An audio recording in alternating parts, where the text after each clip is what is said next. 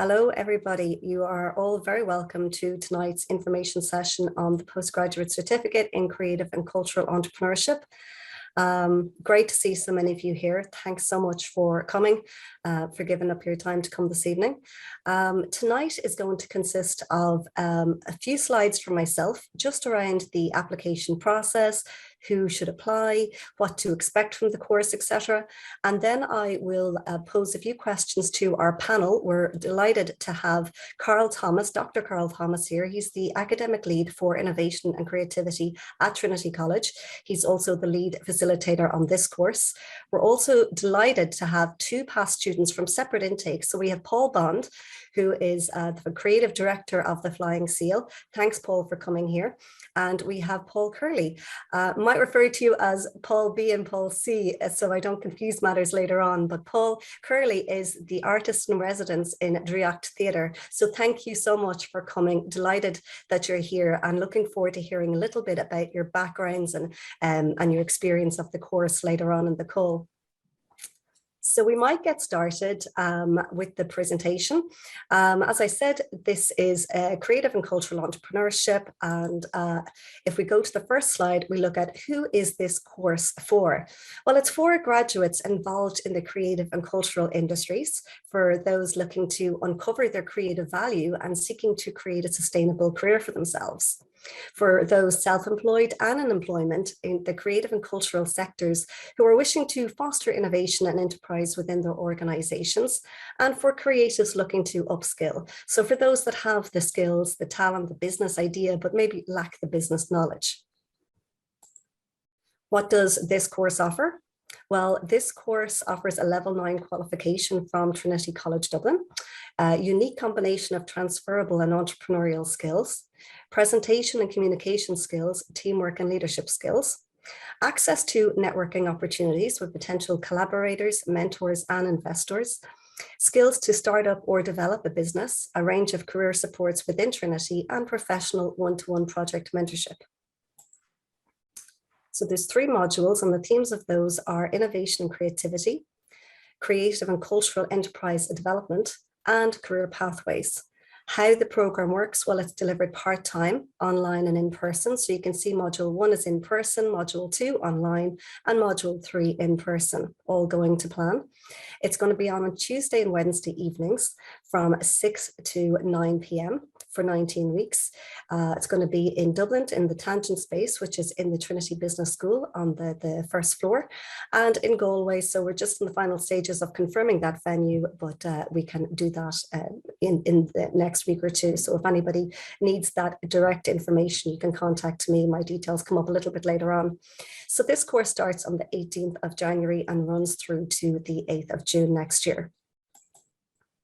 The teaching and learning styles of this course, as well as very much experiential adult learning. There's workshops, masterclasses, group projects, presentations. The students will work in teams on industry projects hosted by private or public enterprise partners. There are no exams. There are reports, presentations, and case studies, some reflective individual assignments, and there's a lot of peer-to-peer learning. So the learning outcomes to expect from this course. Well, they assess the skills and abilities to identify a relevant career and entrepreneurial pathways within the creative and cultural sectors, to work effectively in a team or individually within a creative context, to apply creative problem-solving skills to challenges identified relating to an industry-relevant project, to communicate and interact with multiple stakeholders and establish professional multidisciplinary networks, to evaluate the process involved in bringing an idea through to implementation. So this next slide looks at some of the industry engagement we've had in the likes of expert panel discussions, fireside chats, some industry projects. So you can see there that we have a range of really great companies that we have engaged with before in relation to this course. Some I think everybody will recognize. Moving on then, how to apply. So again, I get asked a lot of questions on a day-to-day basis. It's not the smoothest of application processes. There's a couple of various documents that one needs to gather together before an application is complete, and we can only assess completed applications. So first things first, you need to apply on springboardcourses.ie. All documents must be uploaded there. The closing date, it's just over a week away, Monday week, the 8th of November. So we need the statement of interest, which is approximately 500 words, your CV, how your skills and experience align with the course content, a transcript of your level 8 honours degree. If you don't have that, then recognition of prior learning, so detail your experience other than that level 8. You need 2 written references, and then finally for the Springboard, they're looking for your eligibility details. So if you're in employment or if you're in receipt of some kind of social welfare payment. And then for employed persons, there's also a proof of residency piece. So finally then, what our students say, I'll leave this slide up for a moment. I won't read through all of them, but we've had some great feedback from students from previous intakes of this course. Denise French says, thank you for your inspiring lectures. It was great to see that not all business is focused on one type of result. It resonates in particular with many of us creatives. So I'll leave it there. Now I see we already have a couple of people that have typed into the chat. So I'd welcome you all to type in any questions that you have as we go forward, and we can answer them through the call. By the 8th is tied for written reference. Can they be sent in afterwards? I'll just answer this question first. No, so we will need everything to be uploaded by the 8th, and the only way that we would accept a late document is if the course isn't oversubscribed at that point. So you can chat to me separately about that. Again, my details are coming up now, but we do need to have all documents uploaded ideally by the closing date of the 8th of November. But keep your comments and your questions coming, and we will get to them throughout the call. Finishing off, there are my contact details. So I'm on Springboard at tcd.ie. My name is Jane Flanagan again. My number is there. Springboardcourses.ie is where the documents need to be uploaded. And our website is tcd.ie/tangent, where you'll find a lot more information on this particular course. So I'm just going to stop sharing my screen. And I'm going to come to you, Carl, if you don't mind, maybe first. Want to pose, thank you again for being here this evening. Just going to ask a couple of questions around your background, I suppose, and the course. So starting off, Carl, could you tell us a little bit about your background and how you came to teach at Tangent? We have, what, a half hour? Okay, so my PhD is in the creative space, analyzing biographical texts around creativity and innovation and ideas and all of that sort of fun stuff. I have my own creative practice as well. I suppose I got on Tangent's radar because I'm awesome at social media. And they invited me to come in for a chat, and then I ended up teaching a couple of different innovation courses in there. And then when this course became a conversation, I think Tangent kind of discovered that I also have a creative practice as well. So I've exhibited art. I've also curated exhibitions. I've had my art shown in Times Square. I'm also a musician, and I've published poetry as well. So it was a pretty easy point to navigate. And I've also done all of the fun player stuff as well. I've been in lots of fun plays, but nothing like Paul Curley's level. Yeah, no, it was a pretty obvious transition then. I work as a consultant in innovation and entrepreneurship in lots of organizations, sort of pretty dry stuff by comparison, but I also lead a similar sort of an abbreviated version of the course with the Royal Irish Academy of Music that's starting next year as well. And I've facilitated workshops for them with their European colleagues. So it's, yeah, I mean, it's my space. Creative and cultural entrepreneurship is very definitely my space. So it's great to be able to bring all of the business side of things that I do into that space. Excellent. Thanks, Carl. Such a breadth of experience, a wealth of experience. And I've heard so many great things from past students when it comes to you and your teaching style. So thanks for that. Just don't ask Paul Bond about Don't ask Paul Bond. We can avoid that. Fantastic. So a course like this, it is pretty unique in that it's tailored for the creative community, and it's actually one of a kind in Ireland for those working and supporting the arts. Can you tell me a little bit about the value of a course like this for those either working in the arts or maybe hoping to move into that sector? Yeah, I mean, for people working, so also I've lectured on fine arts courses for quite a few years in TUD, which was DIT when I did it. And one of the things I was really conscious of that students would finish their degree and then come back to me and say, okay, now what? And there is a real gap in that space in terms of people working and developing creative skills and then finding a space to apply them and finding a space whereby they can talk about it in the business context. How do they make money out of it? In other contexts, just how do they sustain themselves? And part of that's a bit of a mindset shift. And we look at that very early on in module 1. We kind of really address that. And I'm very pushy and very challenging. And I absolutely have everybody's best interest at heart.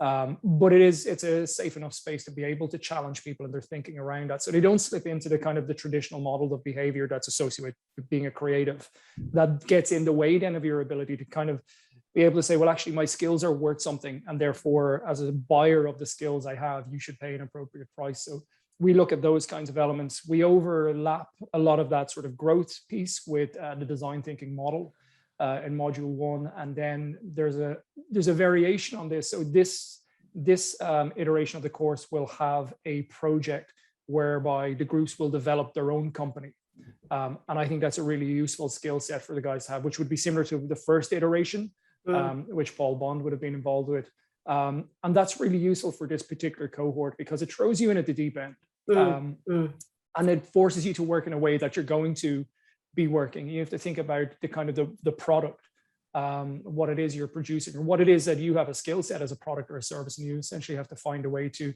combine that with the rest of your cohort and then develop it into a mini business, which you then pitch at the end of module 1. That's a really, really valuable experience, I think, and I've certainly seen the outcome of that for students as well, where they've taken some of the behaviors absolutely that they would have learned in module 1 and applied them today. And I'm still in touch with quite a lot of the students from both iterations of the course, and they would come back to me as sort of colleagues at this stage because they found ways to kind of diversify what they do as creatives or cultural entrepreneurs.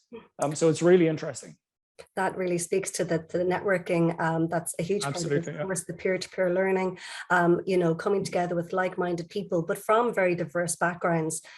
So that's fantastic. So what practical skills should students expect to really come away with on completion of the course? There's a range of practical skills across module 1 to 3. I mean, you're talking about engaging with digital marketing, for example. It always baffles me incredibly when people arrive in this course and maybe their product is aesthetic in base and they don't have a website and they don't think about how to communicate the value of what it is they do. So we look at that.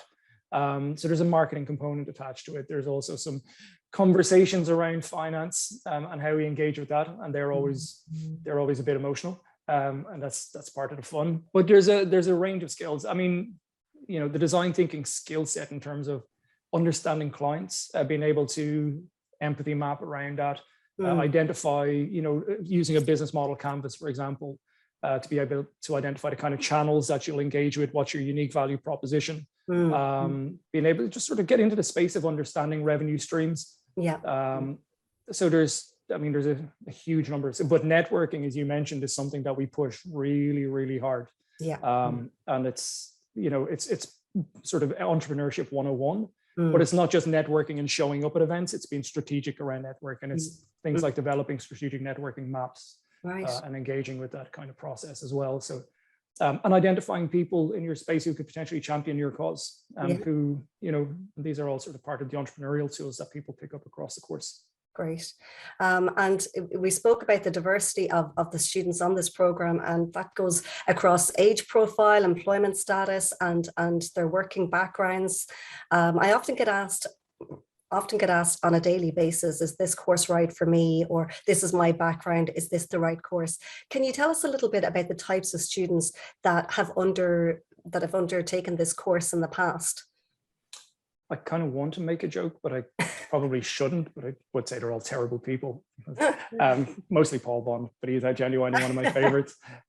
Look, I mean, what you mentioned it earlier, actually, that peer-to-peer learning is phenomenally valuable. Yeah. I mean, you will probably learn more from the people you're sitting beside than you will from me or any of the other lecturers. I just think that's just incredibly valuable. It's one of the best challenges for me in terms of the kind of courses that I work on and run, because it is so diverse and eclectic. I mean, you really do have a phenomenal spectrum of people in terms of age, in terms of disciplines that they're working in terms of the range, in terms of their practice as an artist or a creative or somebody working in the cultural space, but also the other skills that they have as well, which I absolutely adore being in those spaces. It's a phenomenal learning opportunity for me as much as it is for the groups, but we really push that shared learning and that peer-to-peer learning piece as part of the course. It's just probably one of the most valuable pieces. But in terms of the diversity, that creates a fantastic problem for me, because you have to respond to all of these people in all of these different spaces.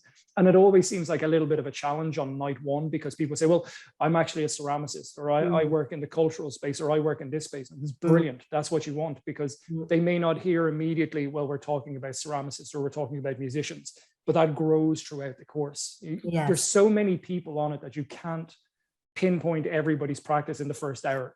And it's across the course that you really start to see the kind of the growth in terms of how people sort of grow together and move together, and how there's kind of underlying skill sets that everybody derives value from. So the eclecticism, I mean, it just doesn't matter. You can be carving tiddlywinks out of bottle tops, and you're gonna fit in on this course, because it's really just about that creative and cultural entrepreneurship. Yeah, and I've seen in the past, as a recruitment officer, I've seen applications come in from, yoga teachers, from career coaches, from actors, from musicians, from artists, from writers, from tour guides. I mean, there's such a diverse range of backgrounds, and as you say, that just adds to the great skills and the peer-to-peer learning. Well, I absolutely encourage people to learn from each other, because there's so much skills. There are so many skills that are transversal, that basically have the capacity to have value in all of these different spaces. And one of the things I would encourage people to is learn from,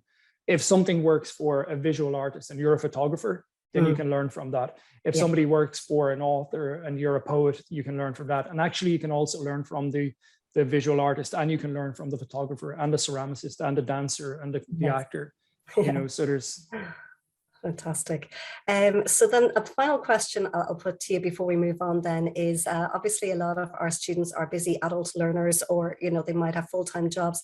Can you share maybe some detail on the coursework involved in the cert, what to expect in terms of coursework?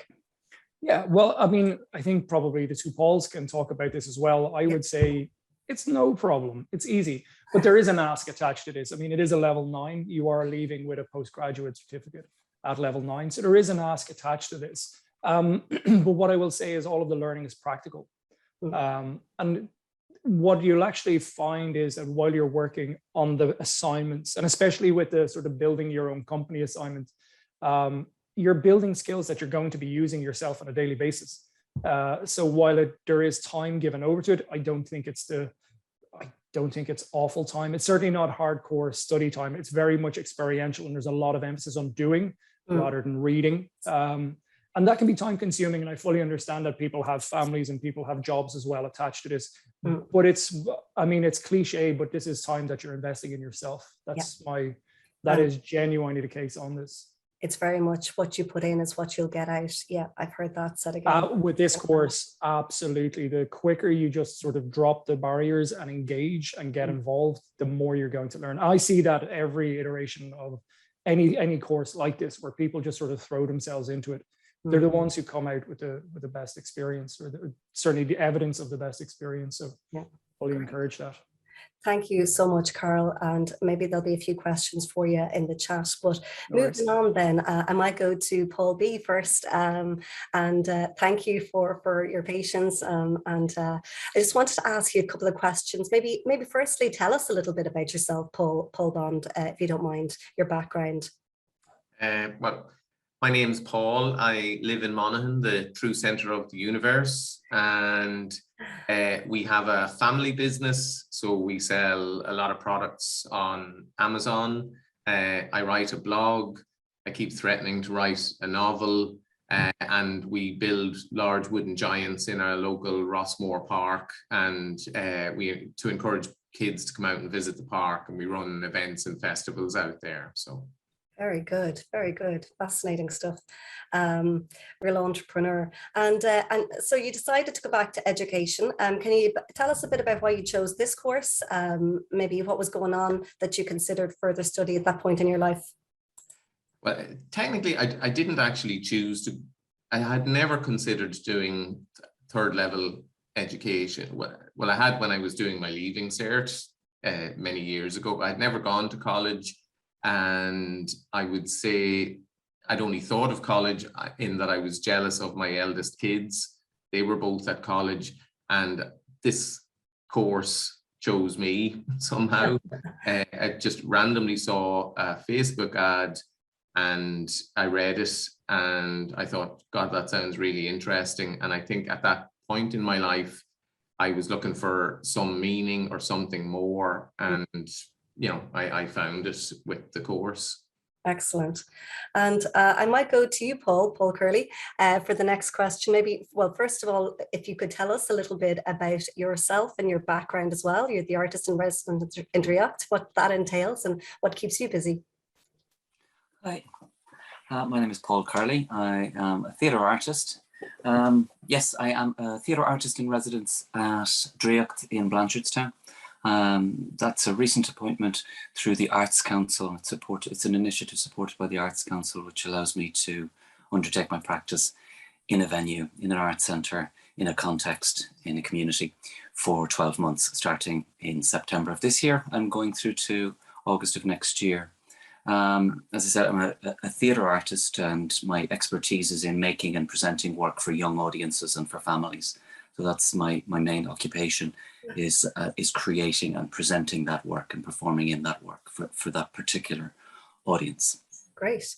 And could you maybe tell us a little bit about why you decided to take on this course when you did? I know you started in the September 2020 intake.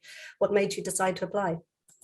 Certainly, yeah. The September 2020 intake was completely online. So we were in the depths of the pandemic at that time. So the months leading up to our enrollment, it was the summer of 2020. And I think at that point, many people were getting to grips with what we were in and trying to understand how it was going to affect our practice, our careers, our lives. And so it was an opportunity for reflection across the board, as far as I was concerned at that point, was to closely examine my working life, my professional life, my ambitions, but also my personal life and my domestic situation. Ordinarily, I would be touring a lot throughout a 12-month period. I might be touring for maybe 6 to 8 months in total. So the opportunity for any kind of learning or training ongoing for anything more than a couple of weeks was usually off the table. But because everybody was in a situation where we're locked down and we're beginning to maybe self-reflect, then I looked at other options available to me for further education, and scrolling down through the list of Springboard courses, which are amazing. In fact, there's a huge, diverse range of Springboard courses, and 2 or 3 jumped out in particular, and this was one of them, a tangent for creative and cultural entrepreneurship, and it spoke to me in many ways, because I think it was an opportunity for me to diversify my practice a little bit, but also to extend the opportunities of my practice, and look at how I might be able to find revenue in other streams, ones that I had not considered before, or perhaps I had considered but never really acted upon. And also just to broaden my understanding as well of what entrepreneurship means in a creative context. So a mixture of, I suppose, the kind of social context of last summer, mixed with my own personal situation. Very good. And actually, that's an interesting point because, Paul, I believe you were on the intake that was partially in person. So you would have been in the tangent space for some of your course, whereas Paul Curley had done the course entirely online. So you had different experiences of the course. And it's funny as well, because sometimes I get queries from applicants, and they prefer for the whole thing to be online because maybe they're based, somewhere around the country, and it really suits them to do it all online. And then other people really want to come together and have that kind of physical collaboration. So, we're delighted to be back, hopefully, being able to deliver module 1 and module 3 in person. But I might just call on you, Paul Bond, to maybe, what did you enjoy most about the course? And I might put the same question to Paul C afterwards. But because you had different experiences, I suppose, as well, what did you enjoy most about the course? I would have to say it was the people I met on the course. They were all different ages, from all different disciplines or no disciplines, but I don't know, there was a common thread through us all. Probably individually, we all thought we were on our own before meeting up like that. So yeah, it was definitely the people I met. I hate to have to say it, but the first module that chap Carl taught, we all could have left after that module and said the whole thing was worth it. So it's networking opportunity. Like, I'm still in touch with quite a few of the people. The first group exercise we did was a revelation, and that small group of 6 of us, we're in touch weekly ever since. So it's what you just, and things you pick up from people that are in a stream of life that has absolutely no connection to you whatsoever, but you do pick up on other people's practical experiences, and everybody was so willing to share, and they were all round tables and big glass windows, so there was nowhere to hide. Yeah. And have you been able to implement some of the skills that you learned, really in your career or your business? Well, yes, there's an awful lot of practical things, but the main thing was, I would certainly say I would value myself more. I would never have been shy about sharing my opinion with anyone on anything, but now when I know I'm right, I'm absolutely impossible. And I also charge a lot more for everything. Excellent. Fantastic. Paul Curley, what was your favorite part of the course? What did you enjoy most? Likewise, as Paul said there, the experience of learning alongside other people and learning about their journey as well is hugely it's very rewarding to know that other people have ambitions and have plans of how they're going to realize those ambitions, and there's a wide diversity of people, from photographers to designers and makers and musicians. So it's very exciting to be in that environment, and also I think for me, the experience of learning about creativity in general, because I'm as a theatre artist and somebody who improvises a lot through my practice and creates and writes and performs. Innovation is, I'm no stranger to innovation, but also this course really helped me to understand that innovation has many facets, and has many forms, and it's not the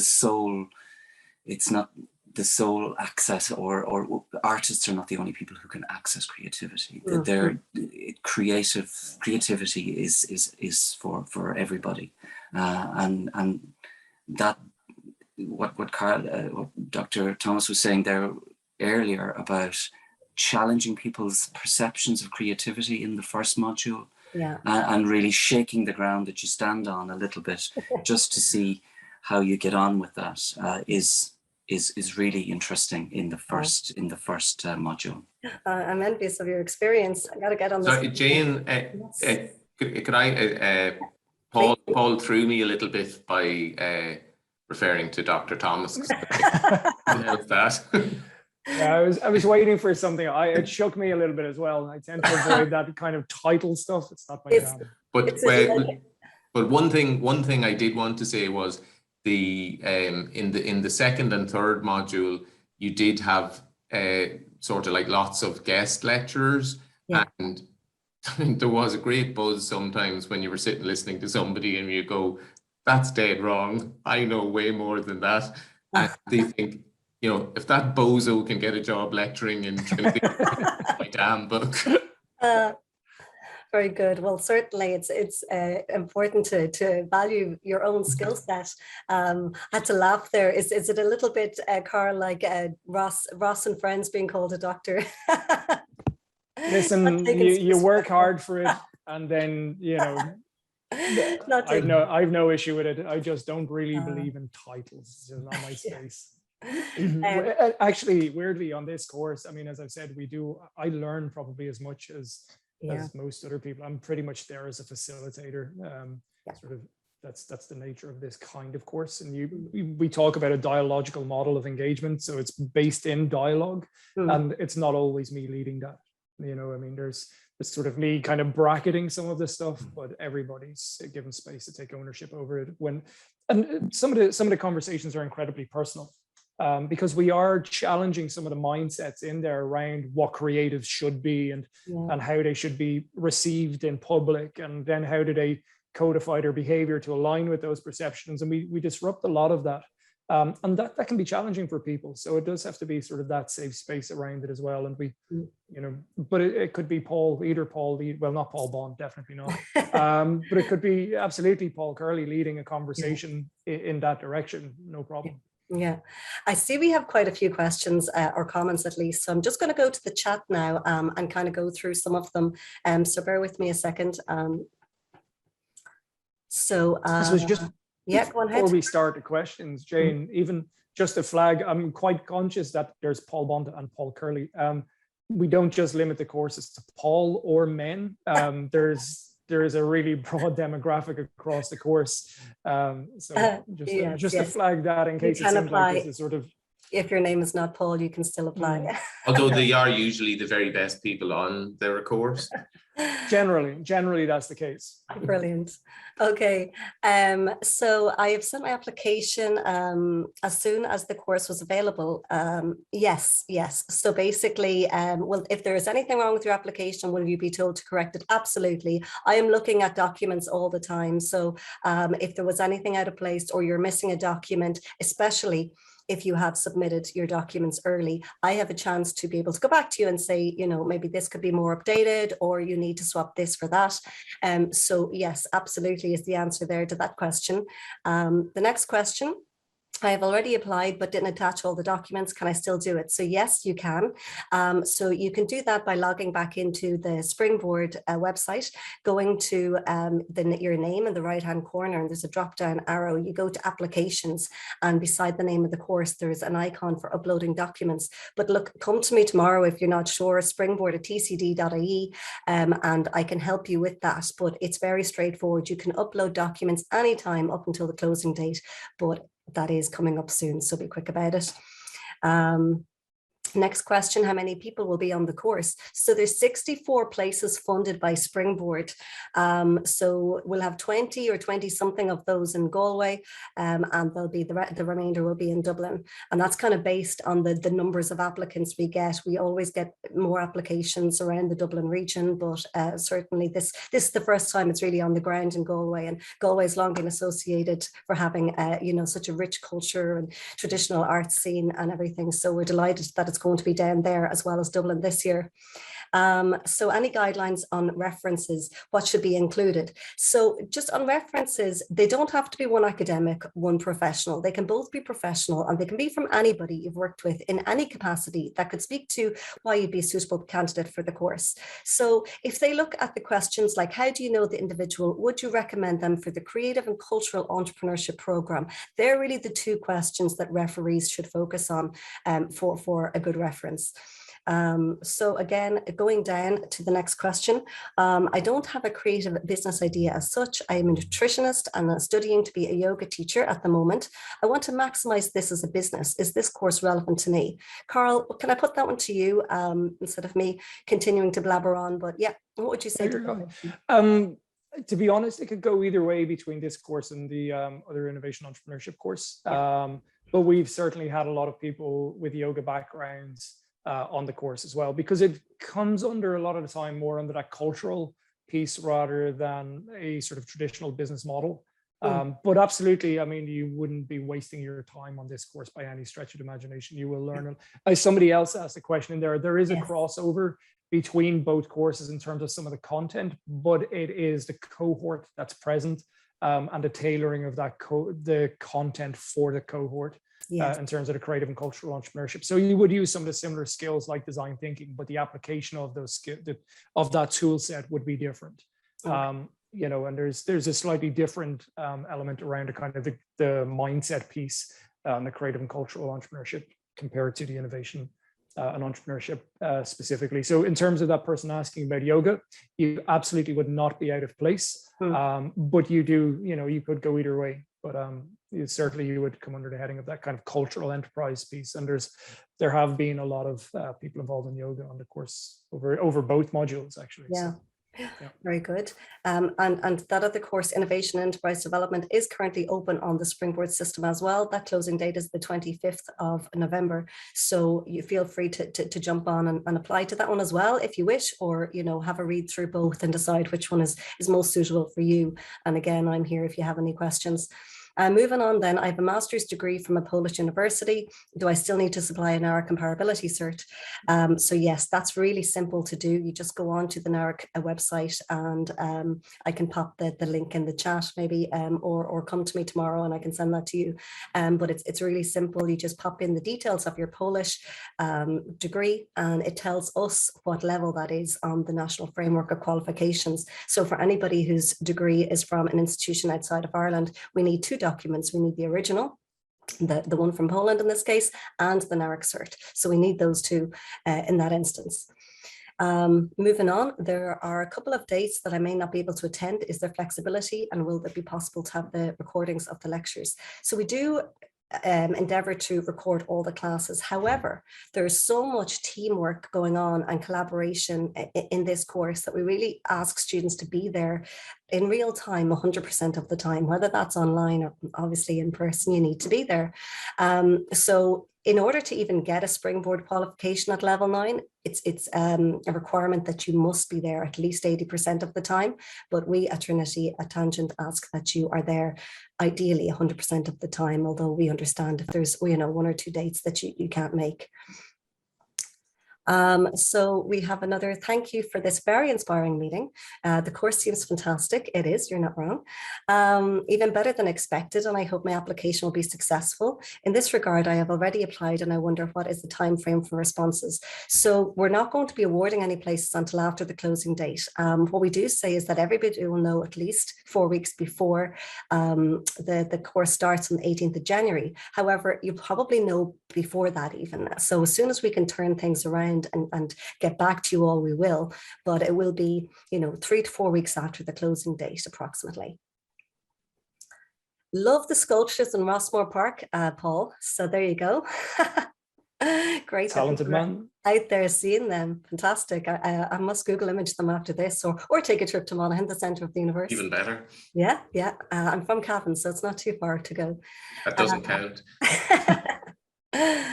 Okay, so there's another course. Yeah, that's the one that Carl already asked.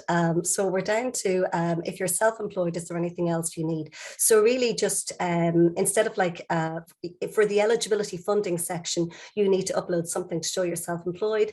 That could be a letter from your accountant stating that you're in employment. It could be a copy of your CRO tax form to show that you're a registered company. So there's a couple of things there that you can upload as a self-employed person. So anybody in any kind of employment, self-employed or employed within an organization, they would need to pay 10% of the course fees if successful in their application. And that works out for this course at €312.50. The 90% is covered by Springboard, or if you're unemployed and eligible, you're 100% covered. There's 3 questions on the Q&A. I answered one of those already. If you were self-employed, yeah, same question. You mentioned residency requirement. Will that apply also for citizens who have been out of the country for a few years? In my case, I've worked outside of Ireland for years, but back in Ireland every year. So the residency is that the HEA, the Higher Education Authority, or Springboard, they want to see that you have lived in the EU. It doesn't have to be Ireland, but you've lived in the EU at least 3 out of the last 5 years. Now, the documents are only required for employed people, but for that you need to show like bank statements, utility bills. It can just literally be the top piece of them that show that you have had an EU address. So if we say the last 5 years, it can be 2017, 18, 19, 20, 21. So you do kind of need to show us those if you're in employment. Again, email me if you need further clarification on that, but that applies to anybody in employment. That's us there on the questions, and now we're coming up bang on time. So what I might do is just ask if there's any further questions, but do pop them in the chat now or come to me on Springboard at tcd.ie. I really do encourage you, if you like what you heard tonight and you haven't started an application, do so right away, because you've only got over a week left, and if you submit the documents that you do have to hand now, I can have a chance to look at them and give you some feedback before the closing date. Because as I say, if we get to if we're oversubscribed or we have enough applications for the places available on the course, we won't be keeping it open any longer than that. If I'm not mistaken, Jane, is this one of those courses that is subscribed okay, and then the last week before, the last sort of 2 weeks, it just goes ballistic? That's it. Yeah, and it's very upsetting for people who have, at the last minute gone to great lengths to get all these documents together and uploaded. And then unfortunately, maybe they don't get a place because we only have a certain amount of places available. So we're always trying to encourage early application to avoid that last minute rush of applications coming in, because then I can't give you the support that, we want to give you, and you may not get a place on the course. So it's in your best interest to do that early on. Will the lectures be will be the same? Yeah, the facilitators, I should say, may be different in Galway and Dublin, but ultimately it's the same course content. It just might depend on who delivers that content in person. We haven't cracked cloning yet, so you'd think you could be in 2 places at once, Carl, with all your many talents. Yeah, I haven't cracked that one yet. Soon though. Oh, good. I hope it's on your to-do list. Okay, that's us exactly on time. Is unemployed, sorry, one more question, the Q&A. If unemployed, is it necessary to be on a benefit? So no, if you're not in receipt of a social welfare payment, then you need to have been out of work for at least 9 out of the last 12 months. All of this eligibility criteria information is listed on springboardcourses.ie. So if you go springboardcourses.ie/eligibility, it's all outlined there. But if you're not in receipt of a social welfare payment and you've been out of work for more than 9 of the last 12 months, then you fill out a document called the Homemaker's Declaration. You get that signed by Commissioner Votes, and that will do instead there. Can one apply for more than one? Yes, you can apply for multiple Springboard courses, but you can only be accepted onto one and participate on one at a time. So if you get one, it automatically cancels your other applications. So yeah, that's the answer to that question. Okay. Well, I can't thank you enough. I really enjoyed listening to all of you. Thanks for taking the time to be here. Really appreciate it. You know, the voice of the students speaks louder than anything else. So thank you, Paul Bond, and thank you, Paul Curley. The very best of luck within your careers and your entrepreneurial ventures. Wishing you nothing but the best, and thank you so much again. Thanks, Carl, as well. Oh yeah, no problem. Yeah. Good to see you both. Yeah, good to see you. Take care. Thank you. Bye.